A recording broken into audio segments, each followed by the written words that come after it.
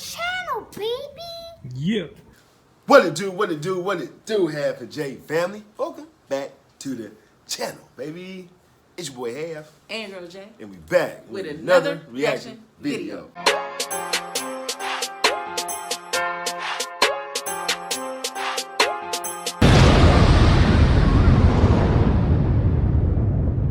All right, y'all, man. Welcome back to the channel. You know what I'm saying? Yes. Hope everybody enjoying their Tuesday, their Man Talk with Tuesday today. Hope y'all enjoying the reactions. We're going to jump right into one, so let them know who we're reacting to today. We are reacting to the truth about the white slave trade.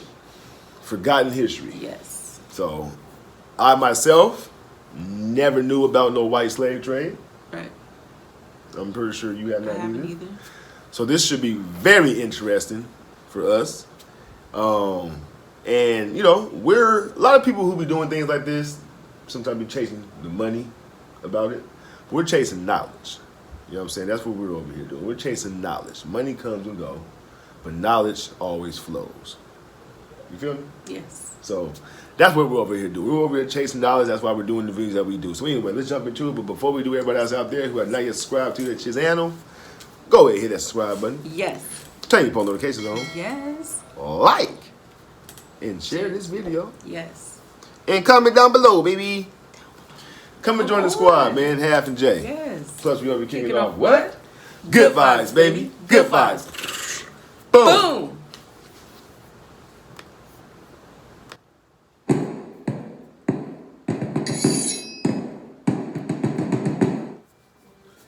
Slavery is as old as human civilization, dating back beyond recorded history, and it exists even still today. Every culture on every continent practiced some form of slavery, whether it was serfdom, indentured servitude, or collective peasantry. However, when the slave trade is mentioned, people normally think of the black African slave trade to the Western Hemisphere. During the colonial period, from 1500 to the mid-1800s, as practiced by the European colonial powers. Estimates range from 10 to 13 million Africans being brought to the New World, with around 10 million surviving to be sold in North and South America, as well as in the Caribbean islands. Of this number, the best estimate is that 450,000 went to the British, French, and Spanish colonies in what is now the United States and Caribbean. Brazil alone received almost 5 million, the rest going to the Spanish colonies in South America. Slavery still exists in the world, yet most of the major powers ignore the fact and refuse to even acknowledge that it still exists. It is still quite active. Yet, 6 decades before the American Civil War, a war was fought by the United States on foreign shores to try and stop the white slave trade. What was the white slave trade? Does it still exist? Who were the Barbary pirates? What was the result of American intervention? How did it occur, and what was the aftermath? And how did 9 U.S. Marines and their mercenaries make history and give birth to a legendary fighting force while also ending the white slave trade in North Africa? Hello, I'm Colin Heaton, former soldier, Marine Corps scout sniper, history professor, historian, and book author. And we will answer these questions and other issues on this segment of Forgotten History.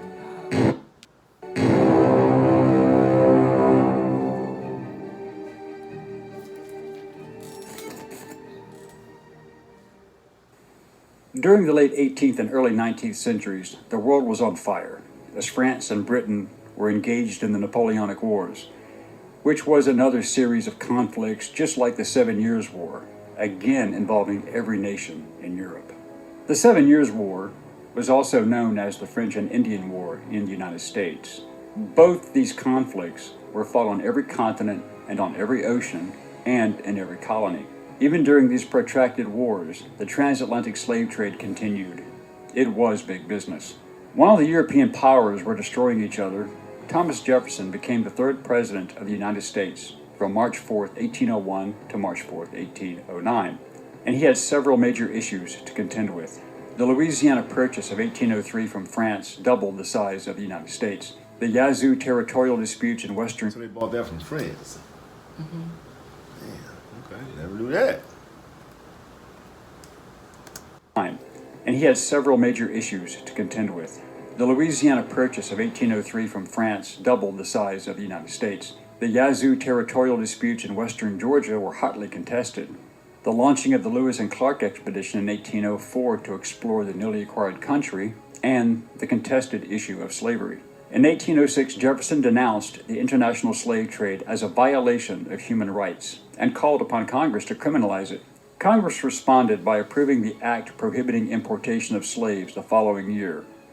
No longer could slaves be brought from Africa, although slavery was still legal in the United States. Then there were also the rising tensions between the United States and Great Britain, which dominated the final years of Jefferson's second term, as the Royal Navy had been seizing American merchant ships and impressing sailors. However, one situation which has gone largely unnoticed in history was Jefferson being the first president to send the military overseas into direct action: the war against the Barbary pirates. For decades prior to Jefferson's accession to office, the Barbary Coast pirates of North Africa had been capturing foreign merchant and warships, stealing their valuable cargoes, and enslaving crew members, while often demanding huge ransoms for their release. Many of these ships and crews were American. Before independence, American merchant ships were protected from the Barbary pirates by the naval and diplomatic influence of Great Britain, which had threatened the use of military force should their ships be molested. However, that American protection came to an end after the colonies won their independence. The Barbary pirates also attacked the coastal northern Mediterranean, launching attacks against France, Italy, and Sicily, kidnapping women as white slaves, primarily and whenever possible, notable wealthy persons and ships for ransom. In their feverish search for white women slaves, a few pirates even went as far as the coast of Iceland, raiding inland to kidnap women and bring them back to North Africa. North African slave markets thrived, as, under Islamic law, known as Sharia, although fellow Muslims could not be enslaved, non-Muslims could be and were. Over a period of more than 300 years, it is... Wow. That's crazy. So Muslims could not be enslaved, but anyone who was non-Muslim could. Wow, I wonder why that was. Not sure. Man, that's crazy. I want to learn about that part now. known as Sharia, although fellow Muslims could not be enslaved, non-Muslims could be and were. Over a period of more than 300 years, it is estimated that 1 million white Europeans, to include those captured at sea as well as through land raids abroad, were enslaved. Many of these were Americans captured at sea. In 1794, in reaction to the attacks, Congress had passed a law authorizing the payment of tribute to the Barbary states. Part of that law was the Naval Act of 1794, which authorized the construction of 6 frigates, establishing the United States Navy. By the end of the 1700s, when Jefferson was Secretary of State, the United States had concluded treaties with all of the Barbary states, the Ottoman regencies of Algiers, Tunis, and Tripoli, along with independent Morocco. When Congress authorized $80,000 for Morocco to not molest American shipping, it was considered a good deal, as it was a cost savings when compared to the loss of ships, cargo, and sailors. The Bey of Algiers, Mustafa Baba, also agreed, and many American merchantmen were escorted by Portuguese warships, as Portugal also had a treaty with the Islamic states. But Jefferson was opposed to paying tribute, which he considered to be a modern Danegeld. When Saxon England paid the Danish Vikings not to attack, it did not work. Although Morocco and Algiers initially agreed, just weeks before Jefferson took office, Tripoli began attacking American merchant ships in an attempt to extract further tribute. Jefferson had seen enough. Jefferson tried diplomacy, and his letter to Pasha Yusuf Karamanli emphasized, "Our sincere desire to cultivate peace and commerce with your subjects." Pasha Karamanli, the ruler of modern-day Tunisia, felt that the Americans had insulted him by not offering to pay tribute. He threatened continued actions if not so respected. Pasha Karamanli was already at war with Sweden, having broken an existing treaty after Sweden agreed to pay annual tribute and ransom for 131 captives. 14 Swedish merchantmen had been seized by Tripolitan corsairs. Some of these were white women who were being transported on Swedish merchantmen, and it is not known if they were ever recovered, as the white women were rarely ransomed. They were highly prized and sold. The Pasha then declared war on the United States on May 14, 1801 by chopping down the flagpole at the American consulate in Tripoli, a direct act of war. Jefferson sent 3 frigates and a schooner under the command of U.S. Navy Commodore Richard Dale as a show of force and to protect U.S. ships entering the Mediterranean through the Straits of Gibraltar. Dale learned of the declaration when he reached Gibraltar on July 1st, 1801. From that point, Dale's ships blocked 2 of the Pasha's corsairs operating as raiders and messengers inside the harbor. Yusuf Karamanli was shocked at the American audacity. The Sultan of the Ottoman Empire, Selim III in Istanbul, was also less than amused, yet did not interfere when the Americans became involved. He had just concluded treaties with Russia and Austria and was trying to westernize his empire along western lines. This included eliminating the white slave trade, and this position was not favored by many of his subordinate regional leaders, especially in North Africa, and they launched a revolt against him, and his cousin and successor, Mustafa IV, had him murdered in 1807. He was not about to give up such a lucrative business. He said his own cousin? Damn. Isn't it a trip how stuff like this been going on for so long, though? Right. Like, and it's still in today's world, like hatred and jealousy. And, you know what I'm saying? Like, damn, that's crazy. And they launched a revolt against him, and his cousin and successor, Mustafa IV, had him murdered in 1807. He was not about to give up such a lucrative business. The U.S. blockades halted Barbary trade and raids with Europe, but did not stop Tripoli's trade with the other Barbary states. It did, however, incite the other rulers, who considered siding with the Pasha, and they expelled their American diplomats. The United States was putting a major dent into their pirate enterprises, to include the white slave trade. The possibility of Tunis, Algiers, and Morocco joining forces as a result of losing this lucrative business became a serious concern during 1802, but in 1803, Captain Edward Preble was the new American naval commander, and he was aware of the white slave trade and piracy, and he began to deal with it. On September 12, 1803, the USS Constitution arrived off the Barbary coast to confront the Tripolitan pirates.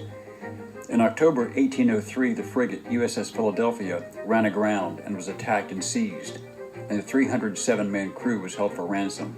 In response, on February 16, 1804, a group under Navy Lieutenant Stephen Decatur slipped into Tripoli harbor after dark, boarded and set fires that destroyed the Philadelphia. The Pasha, in response, demanded an outrageous sum in ransom for his American hostages, even threatening death if it was not paid. In 1804, Commodore Samuel Barron, aboard the USS President, took command of 11 vessels, and he had new orders. But due to illness, he handed command of the squadron to Captain John Rogers.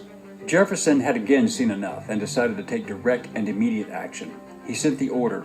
Ex-Consul William Eaton, a former Army captain who used the title of general, and United States Marine Corps First Lieutenant Presley O'Bannon, would lead a force of 8 U.S. Marines and 500 mercenaries to take Darna and free any hostages. These mercenaries were Greeks from Crete, Arabs, and Berbers, opposed to the regime, and started on a march across the desert from Alexandria, Egypt in April 1805. Their objective was to capture the Tripolitan city of Darna. The Muslim troops were under the command of Egyptian Sheikh El-Tahib, the Ottoman Empire viceroy. William Eaton, who was overbearing and not very friendly, kept himself aloof from his men and was in overall command but leading only half the group. He had a tough job controlling the largely undisciplined mercenaries, and the infighting between the Christian Greeks and Muslims, few of whom were professional soldiers, became a problem.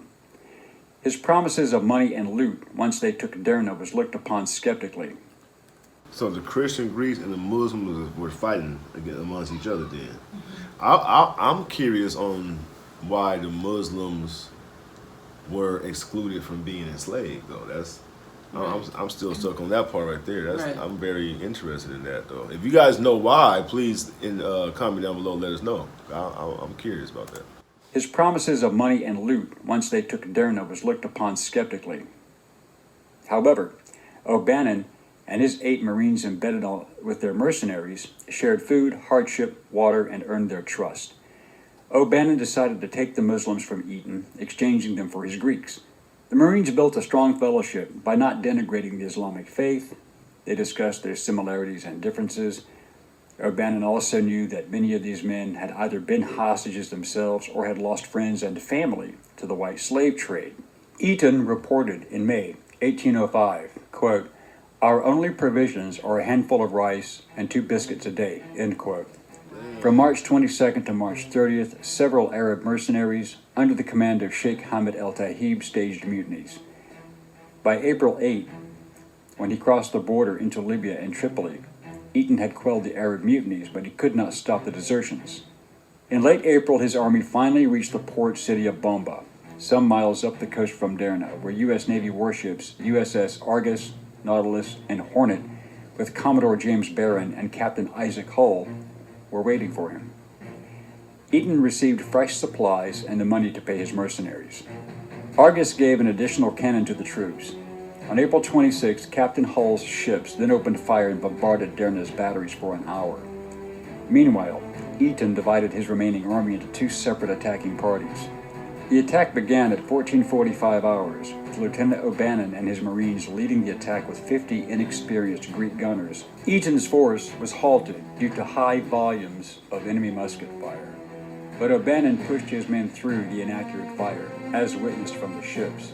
Carefully interchanging his men into various ranks to fire, advance, reload, and continue the process, O'Bannon's force took the fort cannons. Eaton, wounded in the left wrist, would report later that O'Bannon, with his Marines and Greeks, had, quote, passed through a shower of musketry from the walls of houses, took possession of the battery, end quote. Eaton's forces caught up and turned the defenders' own abandoned guns against them, pushing them out of the city and into a well-placed ambush set up by O'Bannon just outside the main gate. During the entire battle, O'Bannon lost 2 men killed and 3 wounded Marines, with 9 of his mercenaries killed. Eaton's losses among the Muslims is unknown. O'Bannon raised the flag over the captured city at 1600 hours. They had just defeated a force 4 times their number, who were in a fortified defensive posture. And for the first time in American history, that a flag from the United States had been raised on foreign soil. Hostages were freed, and the Navy sank the pirate ships in harbor. Accurate naval fire from Argus and the other ships forced them back, and Darna remained in American hands. Yusuf reluctantly signed a peace treaty on June 10, 1805, aboard the USS Constitution. The treaty granted American ships passage through the Mediterranean without further payments of tribute and freedom from harassment. This also meant joining the other European nations in halting the very active and overt white slave trade. The war was over, and so was active white slavery from North Africa. Marine Corps legend has it that Hamid presented O'Bannon with a Mameluke sword, a sign of prestige and power. Emboldened by this event, more European nations also increased their naval presence and resisted the Barbary pirates, stopped paying tribute, crippling their commercial trade and extortion rackets, ending their raids on southern coastal Europe, ending hostage-taking and their demand for ransoms and the white slave trade. Presley O'Bannon and his 8 Marines had done the seemingly impossible, but it would not be the last time Marines were called upon to do the impossible and succeed. Simplify.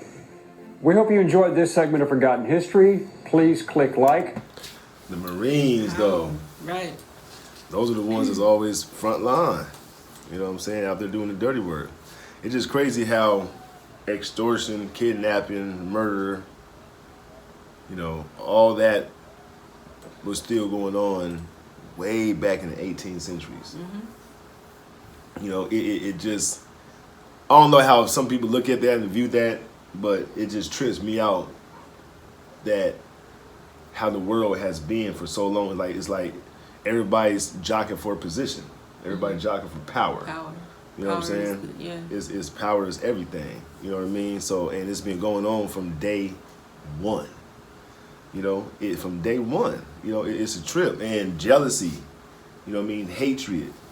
You know what I'm saying? My thing is, we didn't learn anything about this in school, in history. Right. Nothing about it. I never even knew that there was white slavery. Never. That the Europeans enslaved and took over to Africa, because that's where the trade thing was going on at. Like, you know what I'm saying? Like, yeah, this is crazy. Like, see, and once again, that's why I say we're chasing knowledge. Right. You know, we chase knowledge over here on this channel. But this is what creates division. Right. Right here. Right. This is, if everyone educated themselves on this, like they would see that, you know, there was a white slave trade. Yeah, and like he said, in every colony, in every Every race has experienced had experienced a slavery.